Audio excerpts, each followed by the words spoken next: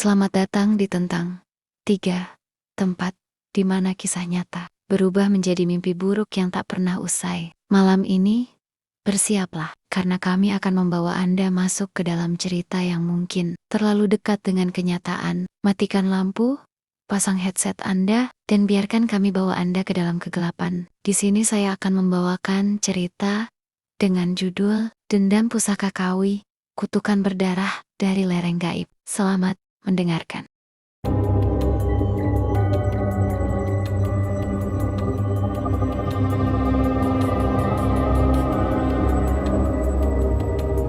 Keluarga Haryawan telah tiba. Mobil yang mereka tumpangi berhenti di halaman depan, sebuah rumah kayu sederhana namun asri. Rumah itu dikelilingi oleh pepohonan rindang, dan dari kejauhan, tampak siluet agung Gunung Kawi yang menjulang tinggi. Puncaknya sesekali tertutup kabut tipis yang bergerak perlahan. Bapak Surya keluar lebih dulu dari mobil, meregangkan badannya setelah perjalanan panjang. Ibu Ratih menyusul sambil menggandeng tangan Sinta, yang tampak sedikit lelah namun tetap antusias melihat lingkungan baru. Arya, dengan mata berbinar, langsung keluar dan menatap kagum ke arah gunung. Bentuknya yang gagah dan cerita-cerita mistis yang pernah didengarnya tentang gunung itu langsung memenuhi benaknya. Seorang pria tua dengan senyum ramah menghampiri mereka dari beranda rumah. Kakek Wiryo dengan pakaian tradisionalnya yang sederhana menyambut kedatangan anak dan cucu-cucunya dengan pelukan hangat.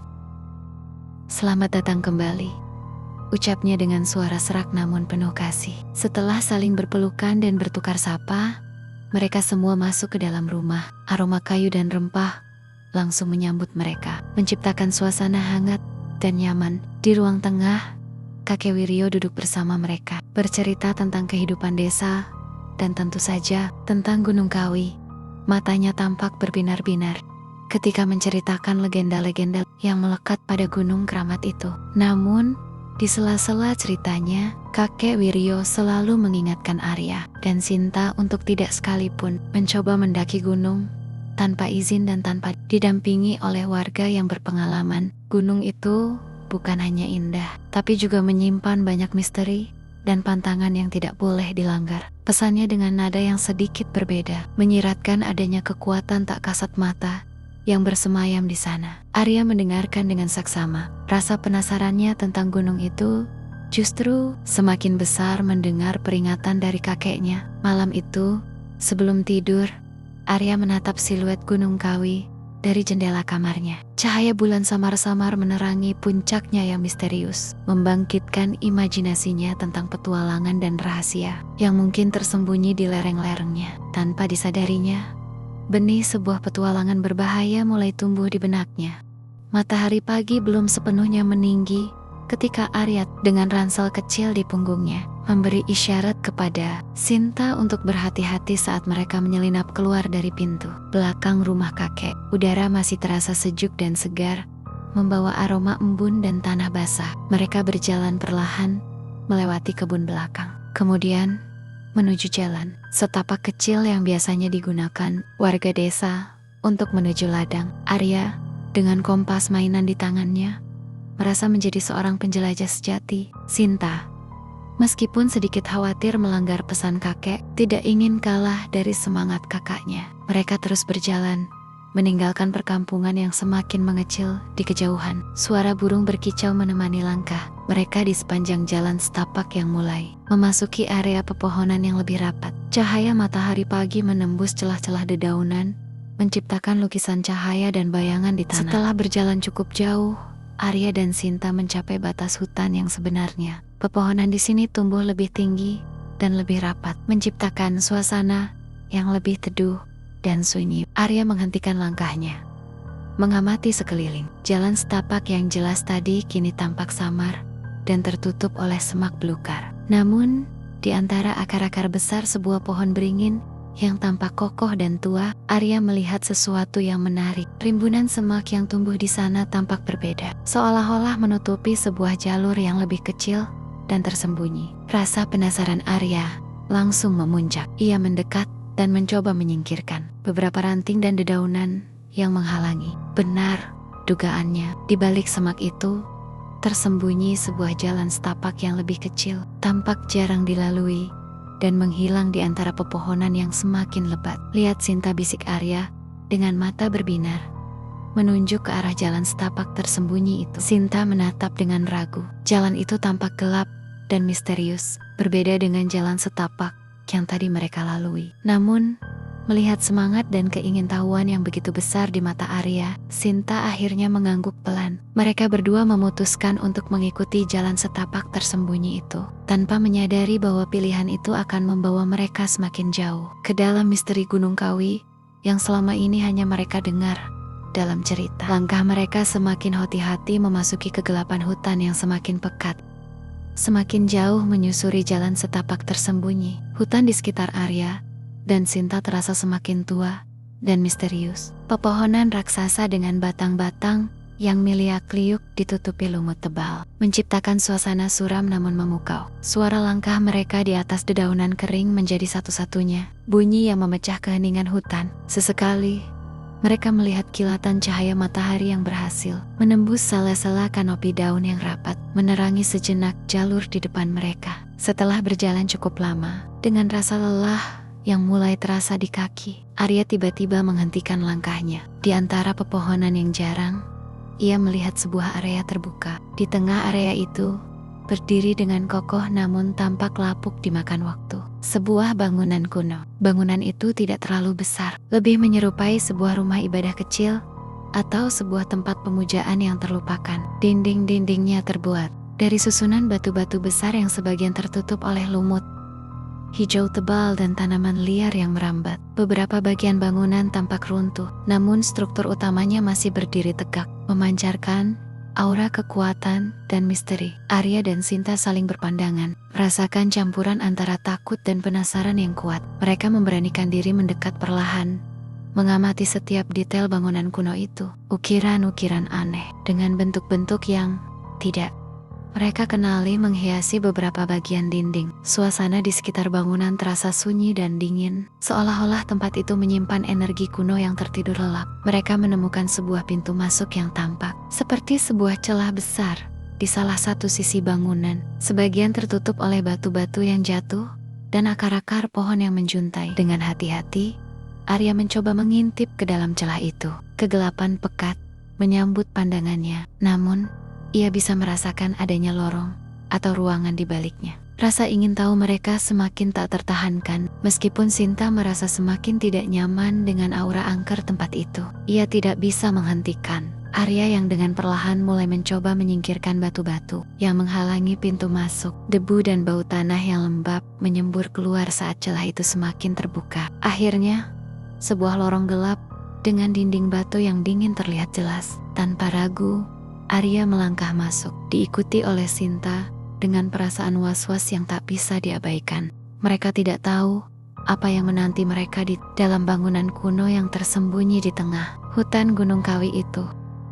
Lorong di dalam bangunan kuno itu menyelimuti Arya dan Sinta dalam kegelapan yang pekat dan kelembapan yang menusuk. Udara terasa berat, bercampur dengan bau lumut, tanah basah, dan sesuatu yang samar-samar seperti bau apak yang sudah sangat lama. Arya segera mengeluarkan ponselnya, mengaktifkan senter, dan sinarnya yang tipis membelah kegelapan, menampakkan dinding-dinding batu yang kasar dan dingin di kedua sisi.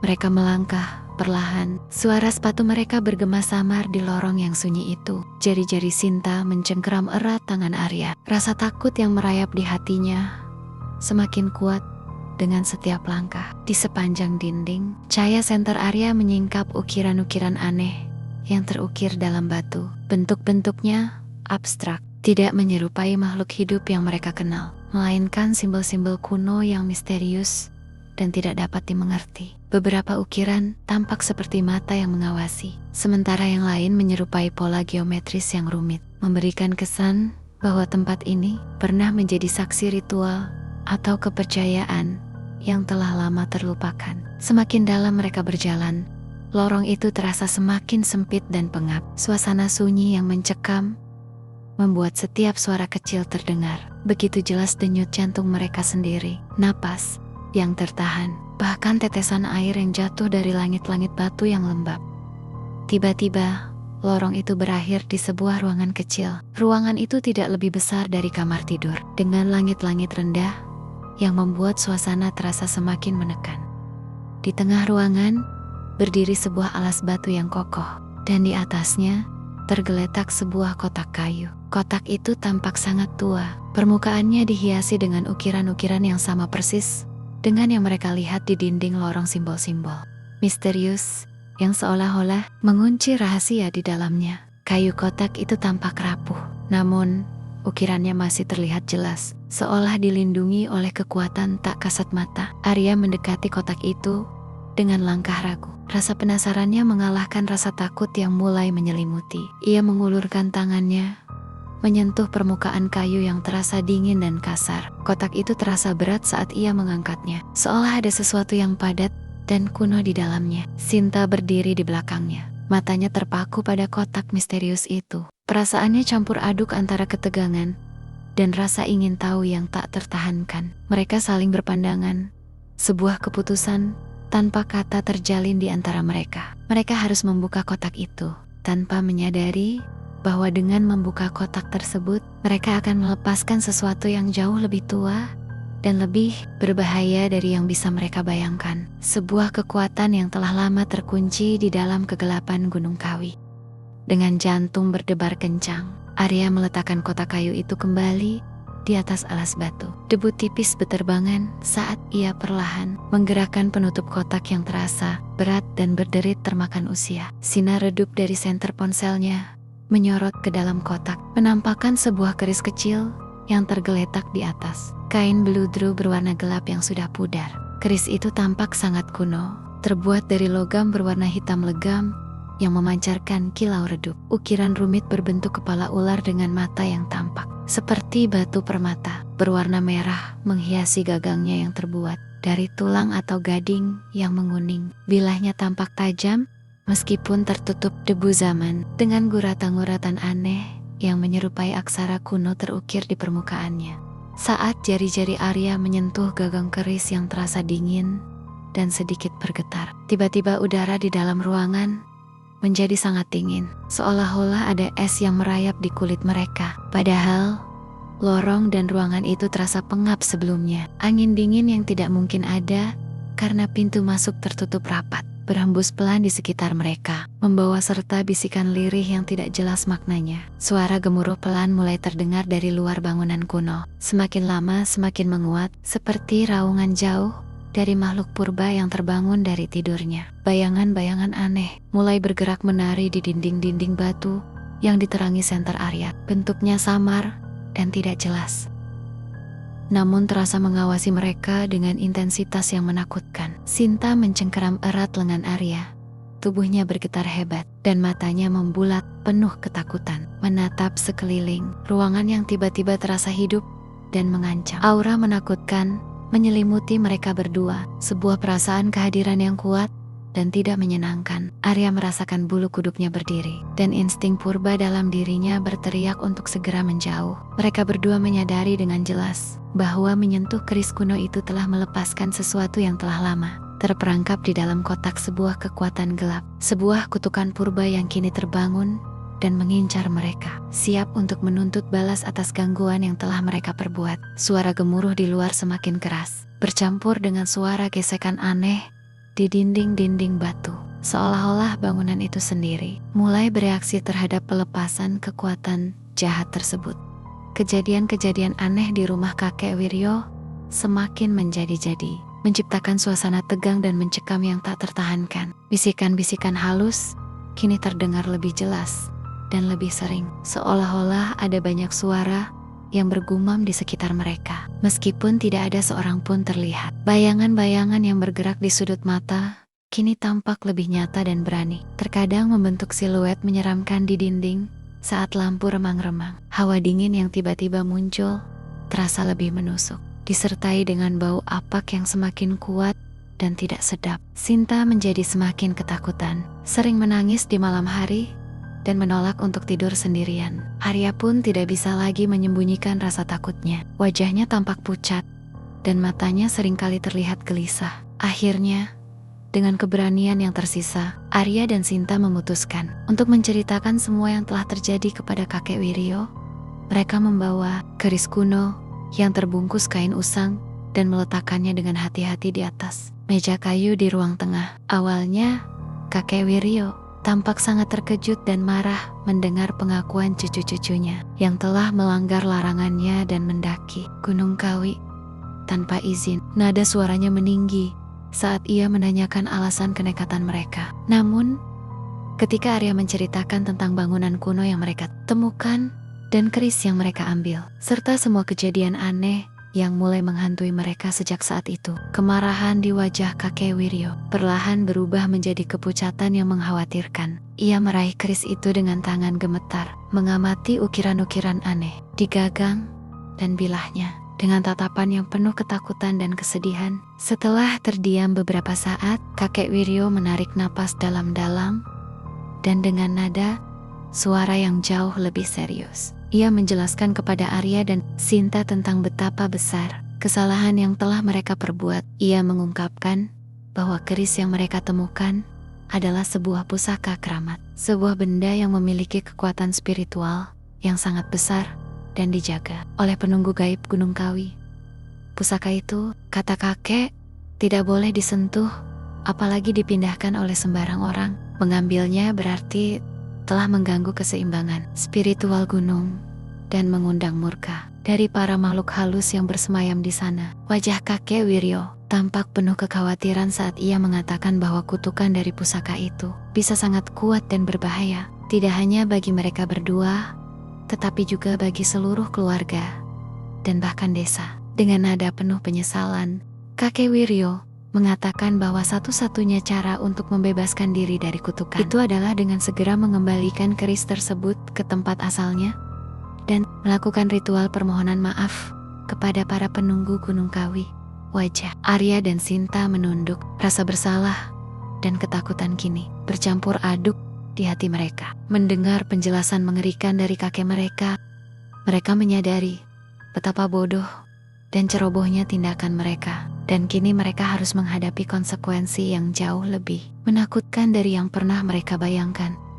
Sejak saat itu, keluarga Haryawan tidak pernah lagi berani mendekati Gunung Kawi tanpa izin dan pendampingan yang tepat. Mereka selalu mengingat pelajaran pahit tentang rasa hormat kepada alam dan kekuatan gaib yang tak terlihat. Namun, terkadang di malam sunyi, Arya dan Sinta masih merasakan hawa dingin yang tiba-tiba menyelimuti mereka. Dan dalam kegelapan, mereka seolah-olah melihat bayangan-bayangan samar yang mengawasi, mengingatkan mereka akan kutukan yang pernah mereka lepaskan dari kedalaman Gunung Kawi.